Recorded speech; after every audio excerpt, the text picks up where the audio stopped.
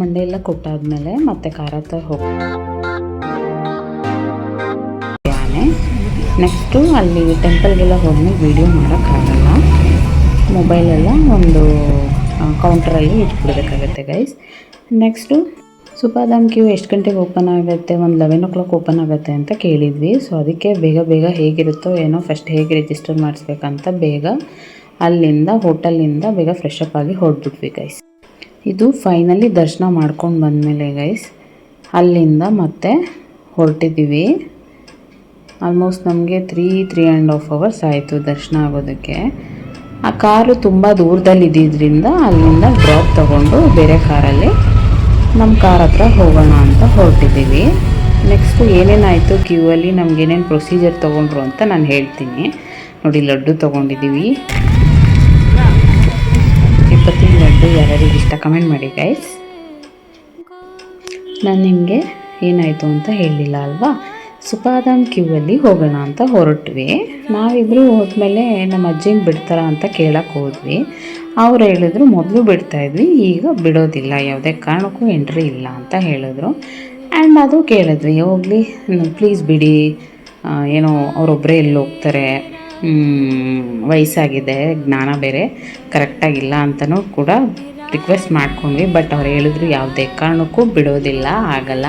And even ಅಲ್ಲಿ police ಕೂಡ 3 star 4 star ಏನೇನು ಅವರ ಅಮ್ಮಂದಿರನ್ನ ಕರ್ಕೊಂಬಂದಿದ್ರು ಅವನು ಸಹ ಬಿಟ್ಟಿಲ್ಲ ಗೈಸ್. ರೂಲ್ಸ್ ಅಂದರೆ ರೂಲ್ಸು ತಿರುಪತಿಯಲ್ಲಿ.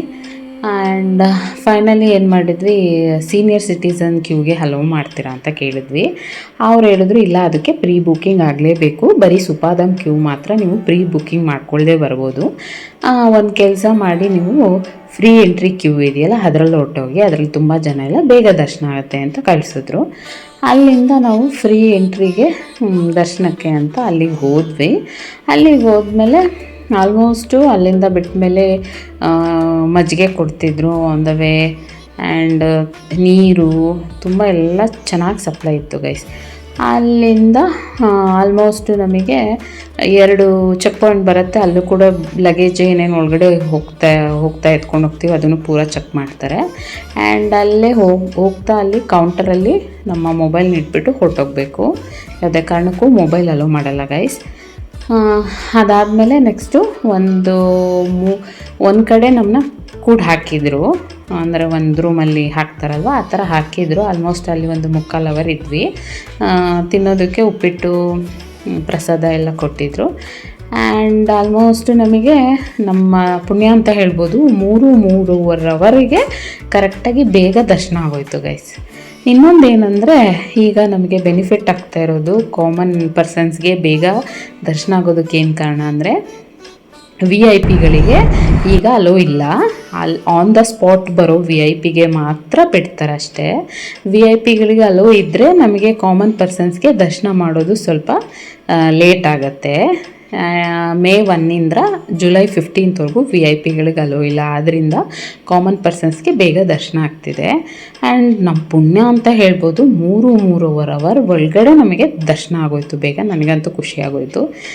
ಎಷ್ಟೇ ಕಾಲು ನೋವಿರಲಿ, ಎಷ್ಟೇ ಸುಸ್ತಿರಲಿ ಗೈಸ್, ಒಂದು ಸಲ ದೇವ್ರನ್ನ ನೋಡಿಬಿಟ್ರೆ ಅದರಲ್ಲಿರೋ ಖುಷಿನೇ ಬೇರೆ ಗೈಸ್. ಆ್ಯಂಡ್ ನಾನು ಏನು ಅಷ್ಟೊಂದು ದೇವ್ರನ್ನ ನಂಬ್ತಾ ಇರಲಿಲ್ಲ, ತುಂಬ ಬೈಕೋತಿದ್ದೆ. ಆ್ಯಂಡ್ ಅಲ್ಲಿ ಒಂದು ಮಿರಾಕಲ್ ಆಯಿತು, ಏನು ಅಂತ ನಾನು ನಿಮ್ಗೆ ಹೇಳ್ತೀನಿ. ಅಲ್ಲಿ ಕ್ಯೂವಲ್ಲಿ ನಿಂತ್ಕೊಬೇಕಾದ್ರೆ ಯಾರಪ್ಪ, ಅಯ್ಯೋ ಕ್ಯೂವಲ್ಲಿ ಯಾರು ನಿಂತ್ಕೋತಾರೆ, ಏನಕ್ಕಪ್ಪ ಬರ್ಬೇಕು ಈ ಥರ ದೇವ್ರಿಗೆ, ನಾನು ಇನ್ನೊಂದು ಸಲ ಬರಲ್ಲ ಅಂತೆಲ್ಲ ಅನ್ಕೊತಿದ್ದೆ. ಆ್ಯಂಡ್ ಆಮೇಲೆ ಹೇಳ್ತಿದ್ದೆ, ಏನು 1 second ನೋಡೋಕೆ ಬಿಡ್ತಾರೋ ಇಲ್ವೋ ದರ್ಶನ ಮಾಡೋದಕ್ಕೆ, ಇದಕ್ಕೆ ದರ್ಶನ ಮಾಡೋಕ್ಕೆ ಬೇರೆ ಹೋಗ್ಬೇಕಂತ ಬೈಕೊಂಡು ಹೋಗ್ತಿದ್ದೆ. ನಮಗೆ ಗೊತ್ತಿಲ್ಲ ಗೈಸ್ ಏನು ಮಿರಾಕಲ್ ಆಯಿತು. ನಮ್ಮ ಅಜ್ಜಿ ಮುಂದೆ ಇದ್ರು ಆ್ಯಕ್ಚುಲಿ. ಆಮೇಲೆ ಅವ್ರದ್ದು ಸೀರೆ ಸೆರಗು ಬಂದು ಇನ್ನೊಬ್ರು ಬ್ಯಾಗಿಗೆ ಸಿಕ್ಕಾಕೋತು ಗೈಸ್, ವ್ಯಾನಿಟಿ ಬ್ಯಾಗಿಗೆ. ಅದನ್ನು ಬಿಡ್ಸೋಕೆ ಏನಿಲ್ಲ ಅಂದರೆ 2-3 ನಿಮಿಷ ಆಯಿತು. ನನಗಂತೂ ಫುಲ್ ಖುಷಿ ಆಯಿತು. 2-3 ನಿಮಿಷ ನಾನು ದೇವ್ರನ್ನ ಚೆನ್ನಾಗಿ ನೋಡಿದೆ, ಚೆನ್ನಾಗಿ ದರ್ಶನ ಆಯಿತು. ನಾನು ಈ ಮನ್ಸಲ್ಲಿ ಬಂದ್ಬಿಡ್ತು ನಾನು ತುಂಬ ಪುಣ್ಯವಂತೆ ಅಂತ. ಅಲ್ಲಿಂದ ದರ್ಶನ ಆಯಿತು. ನಮಗೆ ಫ್ರೀ ಲಡ್ಡು ತೊಗೊಳಕ್ಕೊಂದು ಪಾಸ್ ಏನೋ ಕೊಡ್ತಾರಲ್ಲ, ಅದು ತೊಗೊಂಡು ಬಂದು ಇವನ್ ಪ್ರಸಾದ ಕೂಡ ತೊಗೊಳ್ಳೋಣ, ಲಡ್ಡುಗಳು ಬೇರೆಯವ್ರಿಗೆ ಕೊಡಬೇಕಲ್ವ ಪ್ರಸಾದ ಅಂತ ಲಡ್ಡು ಕೌಂಟರ್ಗೆ ಹೋದ್ವಿ. ದರ್ಶನ ಮಾಡ್ಕೊಂಡು ಬಂದು ಅಲ್ಲಿ ಲಡ್ಡು ಎಲ್ಲ ತೊಗೊಂಡು ಸಾಕಾಗ್ಬಿಟ್ಟಿತ್ತು. ತುಂಬ ದಿನ ಆದಮೇಲೆ ಹೊರಗಡೆ ಬಂದಿರೋದು. ಆ್ಯಂಡ್ ಇವನ್ ನಿಂತ್ಕೊಂಡು ಸಾಕಾಗಿತ್ತು. ಮಗು ಬೇರೆ ಇದೆ ಅಲ್ವಾ, ಫುಲ್ಲು ಒಂಥರ ಸುಸ್ತಾಗೋಗಿತ್ತು. ಅಲ್ಲಿಂದ ಲಡ್ಡು ತೊಗೊಂಡು ಇನ್ನೆಲ್ಲೂ ಹೋಗಲಿಲ್ಲ ಗೈಸ್.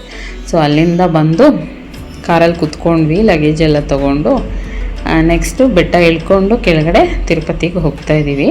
ಅಲ್ಲಿಂದ ಗೋವಿಂದರಾಜ ಪಟ್ಟಣ ಏನೋ ಅಂತಾರಲ್ವ, ಅಲ್ಲಿಗೆ ಹೋಗೋಣ, ಗೋವಿಂದರಾಜ ದೇವರು ನೋಡ್ಬೋದು ಅಂತ ಅಲ್ಲಿಗೆ ಹೊರಟ್ವಿ. ನೆಕ್ಸ್ಟು ನಮ್ಮ ಅಜ್ಜಿಗೆ ತೋರಿಸ್ಬೇಕಂತ. ಇಷ್ಟ ಗೈಸ್ ತಿರುಮಲ ಅಪ್ಡೇಟ್.